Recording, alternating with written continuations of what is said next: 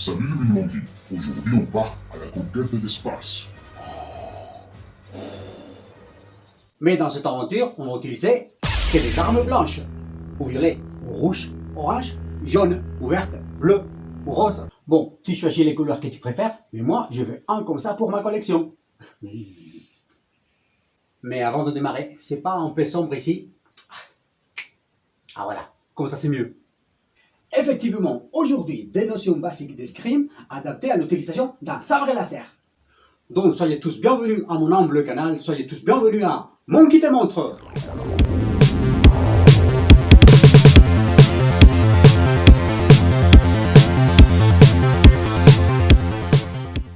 Aujourd'hui, je vais partager avec vous tout ce que je connais sur l'escrime. L'escrime que je connais et dans lesquels je me suis entraîné, c'est l'escrime connu comme artistique ou de spectacle. Même si c'est une escrime qui est utilisée pour des événements, des shows, des spectacles, c'est une escrime qui est basée sur l'escrime sportif et l'escrime historique. Les maîtres d'armes qui apprennent cette modalité, ils prennent sérieusement les origines et l'histoire de l'escrime en soi. Avant de commencer, ce que je veux que ça soit clair, je ne suis pas du tout maître d'armes. Je vais juste partager des connaissances basiques sur l'escrime pour que vous pouvez après créer des chorégraphies avec vos amis, avec vos couples. Mes objectifs, c'est juste que vous passiez un bon moment, que vous apprenez quelque chose, mais surtout que vous le faites en sécurité. Je sais à quoi vous pensez maintenant. Et si je pense à sabre laser, qu'est-ce que je peux utiliser pour m'entraîner? Évidemment, pas des vraies armes, ni des répliques décoratives qui ne sont pas destinées à l'escrime des spectacles en soi. Si on réfléchit avec un peu de logique, on ne va pas utiliser un truc avec lequel on peut avoir un accident un peu bizarre. Ce que moi je vous recommande, c'est par exemple les bâtons d'embalai, tu les coupes entre 1 mètre, 1 mètre et demi maximum. Et encore mieux, si la pointe, vous la rondissez un peu, d'accord? Mais si vraiment vous voulez avoir votre propre sabre laser qui est adapté à l'escrime de spectacle, je vous laisse quelques liens dans la description. Donc, dès que vous en avez un, ne perdons plus de temps. Et c'est comme ça que démarrent les vraies aventures, oui ou non? Bon, t'es prêt pour l'escrime des spectacles? Sabre laser? T'as la puissance? T'as le pouvoir mental? Donc, allons-y. Donc déjà, sabre laser, est-ce qu'il est prêt? Ah oui, pas mal. Allez, vas-y, allume. Yeah. Avant de commencer, prends ton sabre en main et commence à jouer un peu. Prends son poids. Est-ce qu'il est maniable? Oui, on va le prendre demain. C'est comme ça que nous, on va travailler. Donc, soit avec la main droite en haut ou la main gauche, on y va. Première chose, avant de commencer, c'est qu'il faut savoir qu'on va faire de l'escrime des spectacles. Donc, on va calme. Et pour ça, la première chose à prendre, c'est les 5 points d'attaque qu'on va utiliser. Donc, les voilà. Les latérales des cuisses sur le genou, soit à droite, soit à gauche. Et au niveau des épaules, pareil, depuis la droite et la gauche. Et finalement, sur la tête en verticale. Eh oui. Avec le sabre en main, le plus important, c'est la position de notre corps. Donc, pour l'instant, une main, la position d'escrime, c'est avec les jambes en faisant une L. Et surtout, attention, le poids ni en avant ni en arrière. Il faut être bien équilibré et surtout être à l'aise. Bon, pas trop non plus, hein. Depuis cette position, même quand dans l'escrime, c'est beaucoup plus strict, il faut juste que tu puisses réagir rapidement. À partir de maintenant, sabre de main, on l'oriente en avant de la même façon que pour les pieds en avant. Attention, les poids ni en avant ni en arrière, stable et surtout relax. Voilà. La première règle en question de sécurité, c'est la position de notre sabre devant nos partenaires. Il faut faire une ligne entre nos jeux, la pointe du sabre et le jeu de nos partenaires. On peut en face, comme ça. Et surtout, pas du tout pointeux, les sabres. Aouh! Exactement. Tu veux nous crever le jeu ou quoi? Ah. Donc maintenant que nous avons la bonne position pour les jambes, pour les corps, pour les bras, ici, on va faire attention à quelque chose de délicat. Oui, je parle de... Exactement. Là-bas. Comment ça, pourquoi? Et voilà. Pour ça. Quoi? Tu me crois pas? Bah, ça arrive plus de fois qu'on voudrait. Je te jure. Et maintenant, avec les 5 positions d'attaque, on va commencer à les pratiquer depuis l'extérieur, vers l'épaule, position initiale, de l'autre côté, toujours depuis l'extérieur, pour les parties basses, depuis les bas en diagonale vers les hauts, vers la cuisse, pareil de l'autre côté, et dernier coup, en vertical, depuis les hauts vers le bas, envers la tête. Et voilà les 5, c'est facile. Mais maintenant, nous allons trouver un petit partenaire, un collègue. Est-ce qu'il a la forme? Pas trop non plus. Bon. Alors, en position devant lui, déjà, première chose à faire attention, exactement. On a dit que ça c'est important. Recul, position correcte des arbres de notre corps, et on commence à tester vers l'épaule droite, position initiale, vers l'épaule gauche, de haut en bas à la cuisse droite, pareil pour la cuisse gauche, et finalement, la tête. Voilà. Juste, toujours on prend soin de nos partenaires, hein. Oh que c'est mignon. Et pour plus de soins, à partir de maintenant, on va imaginer un camp de force autour de lui qui va nous empêcher de l'attaquer à fond. Parce qu'on l'aime, oui ou non? Alors, les mêmes attaques, sauf que maintenant, je m'arrête à quelques centimètres du point d'attaque. Pareil de l'autre côté, stop. Exactement la même chose au niveau en bas. Et pour l'autre cuisse. Et bien évidemment, les derniers sur la tête.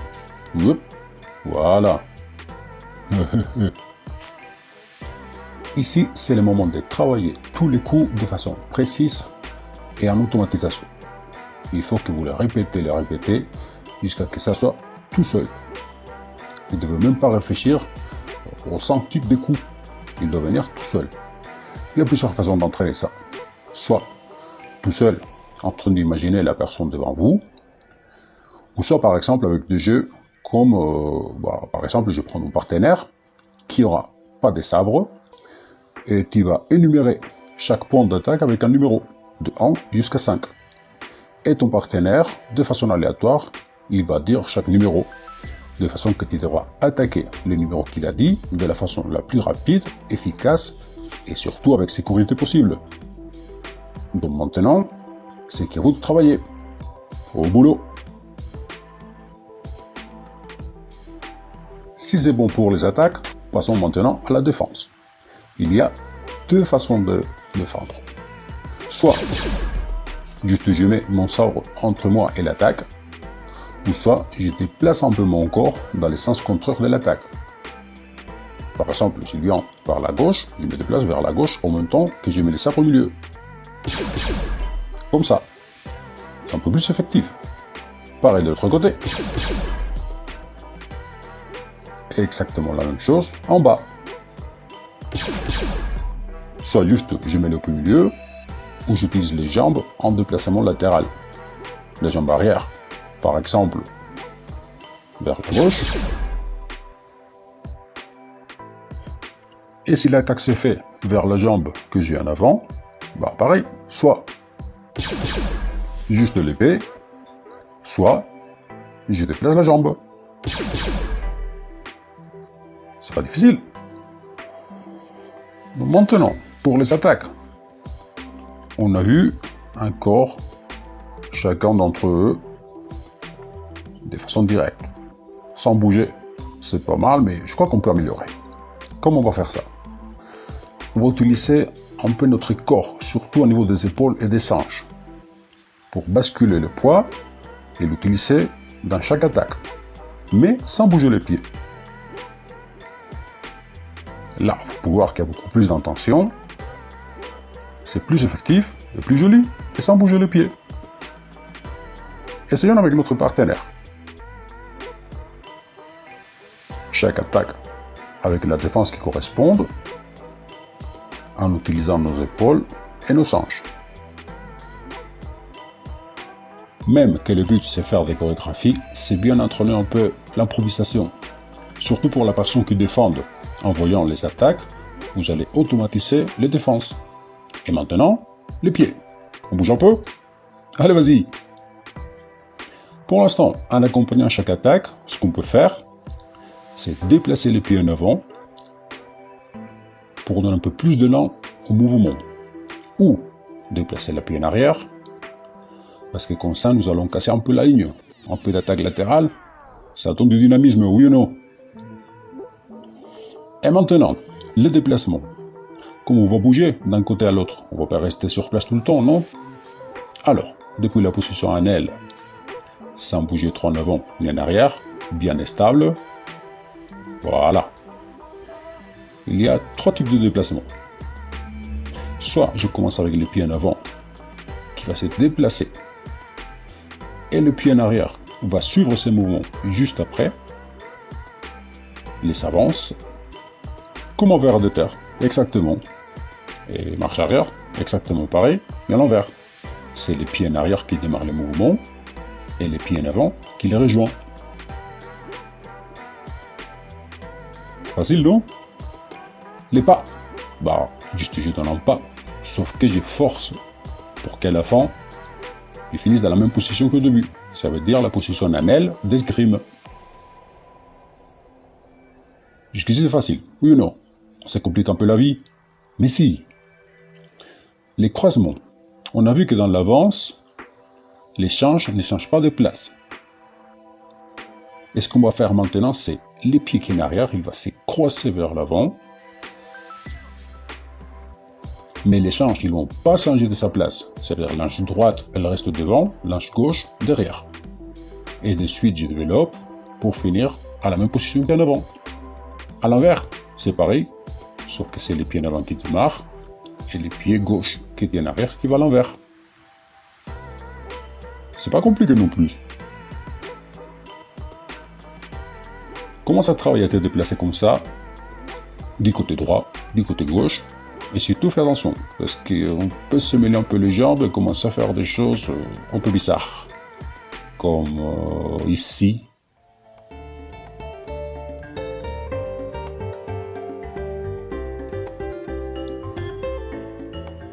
N'importe quoi. Et maintenant, on va travailler tout ça, mais avec l'arme dans la main. Donc, première chose, position, l'arme à 2 mains, avance, pas, croisement et à l'envers. Croisement, pas, recule. Bien. Là, vous pouvez commencer à travailler tout ensemble. Les déplacements, soit en avance, soit en pas, soit en croisement, en même temps que vous faites les mouvements de défense et d'attaque. Commencez à mêler tout. C'est plus rigolo. Allez, une petite pause pour tout assimiler. Respirez un peu avant de continuer. Nous allons maintenant améliorer la beauté de nos attaques. Jusqu'à maintenant, ce qu'on a fait, on a fait des attaques directes, depuis presque la position, mais si on tourne notre arme autour de notre tête dans un mouvement appelé couronné, ben c'est beaucoup plus sympa. Pareil pour les attaques en bas, au lieu d'attaquer directement, on fait un ovale, un cercle, avant d'attaquer, envers l'arrière, pour donner plus d'élan, plus de mouvement à notre attaque. Vous avez bien noté? Ah, je vois. Et maintenant, comme on a vu avant, nous allons casser un peu la ligne qu'on a travaillé tout le temps et commencer à faire des attaques avec des déplacements latéraux, soit vers le haut, soit vers le bas. Et la personne qui défend, il peut aussi faire des déplacements comme on a vu au début. Mais maintenant, on peut même faire des tourbillons avant de lancer notre attaque. En haut et en bas, mais là il faut faire attention. Soit je colle mon épée à mon dos pendant que je tourne,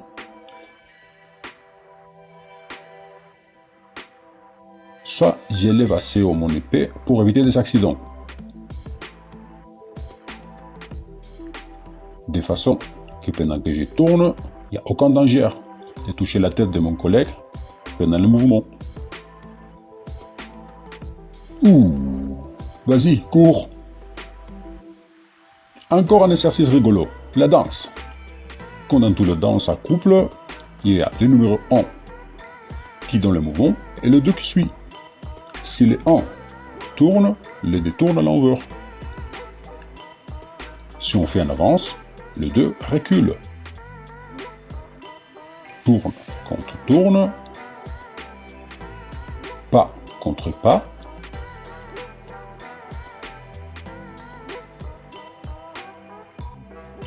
Croisement contre croisement. Maintenant, une petite astuce pour contre-attaquer notre méchant partenaire. Dès que lui fasse son attaque, nous allons stopper le mouvement et nous allons pousser dans la même direction depuis laquelle il vient l'attaque et dans un mouvement de circonférence, on enlève son épée. Enveloppement, épée dehors.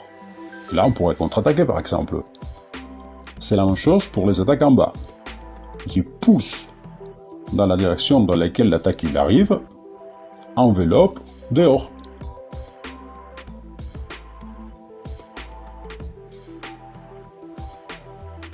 Forte vers l'extérieur pour pousser son sabre. Et pour la tête, c'est pareil. Toujours contre les mouvements d'attaque. Maintenant, c'est à vous de tester toutes les possibilités de tout mêler et commencer à créer des chorégraphies.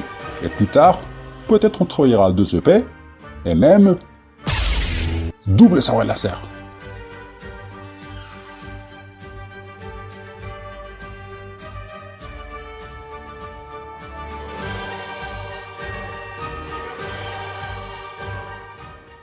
Alors, comment ça va? Vous commencez déjà à créer votre propre chorégraphie? Si c'est le cas, partagez la vidéo. Tu peux l'envoyer mon Facebook ou mon Instagram. Rappelez-vous que l'escrime artistique ou de spectacle, c'est quelque chose à partager. À 2, à 3, à 4. Ouais, ça c'est compliqué un peu, mais c'est pas impossible. Et c'est pas encore fini. En plus, avec les choix de possibilités d'armes que vous avez, on n'est pas limité au sabre laser. Le bon côté avec l'escrime artistique, c'est qu'on n'est pas limité ni à une époque, ni à une arme spécifique. Quelque chose plus médiéval. Épée à une main, épée avec bouclier, épée à 2 mains. Aussi, vous avez des rapières, de fleurets. Hola, me llamo Íñigo Montoya. Tú mataste a mi padre. Prepárate a morir. The Princess Bride, j'adore ces films. Bah, est-ce que comme les films d'avant, y a rien, hein? Et quel duel. Et pas comme la menace fantôme. Fantôme! Ah, là, je dis pas le contraire. Un bon film et en plus un des meilleurs duels d'escrime de l'histoire du cinéma. Vous avez aussi des duels à la dague, un des plus compliqués d'armes dans l'escrime artistique. Dague et rapière, une des combinations préférées à l'époque des mousquetaires. Et même des armes plus orientales.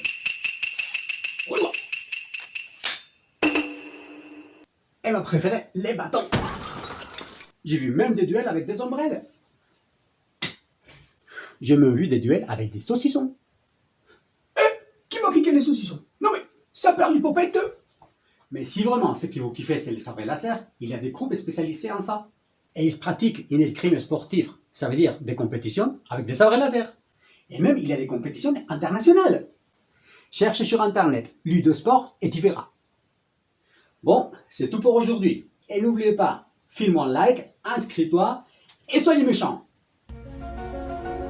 Et que la force soit avec vous. Allez-y, je déconne. Ici Monkey, fan de la transmission.